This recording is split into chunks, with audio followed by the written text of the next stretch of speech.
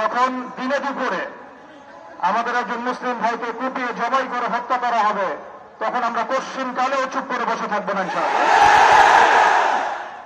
আমরা সর্বপ্রথম আমাদের প্রশাসন, সরকার এবং ঊর্ধ্বতন কর্তৃপক্ষকে বিনয়ের সাথে অনুরোধ করতে চাই, এই সন্ত্রাসী সংগঠন ইসকনকে অনতিবিলম্বে বাংলাদেশের মাটি থেকে বহিষ্কার করতে হবে। এই জঙ্গি জুজুর ভয়ের খেলা অনেক হয়েছে। বাংলাদেশের মুসলিম শান্তিকামী মুসলিম, কিন্তু এমন কোন পদক্ষেপ আপনারা নিতে যাবেন না বা ভুল করবেন না যাতে বাংলার তাওহীদি জনগণ আবারও জেগে ওঠে।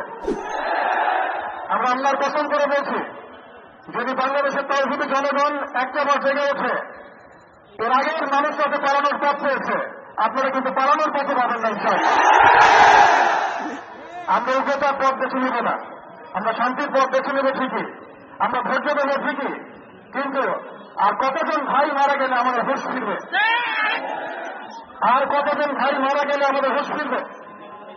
আমরা আমাদের ঊর্ধ্বতন কর্তৃপক্ষকে বিনয়ের সাথে অনুরোধ করব, যারা দিনে দুপুরে আমাদের মুসলিম ভাইদেরকে এভাবে রাস্তার মধ্যে কুপিয়ে হত্যা করেছে, জবাই করেছে, এবং নৃশংস শয়তানি এবং সন্ত্রাসী কর্মকাণ্ডের তীব্র নিন্দা এবং প্রতিবাদ জানানোর পাশাপাশি আমরা এর উপযুক্ত বিচার দাবি করি। এখানে অনেক মুরব্বীকেরাম আছেন, আমি ছোট মানুষ, বেশি কথা বলতে যাচ্ছি না। আমরা একটা দাবি উত্থাপন করতে চাই, বাংলার জমিন শান্তির জমিন। এই শান্তির জমিনে যদি কেউ উগ্রতা প্রদর্শন করতে চায়, আল্লাহর কসম করে বলছে আমরা হাতে হাত বুলিয়ে বসে থাকবো না।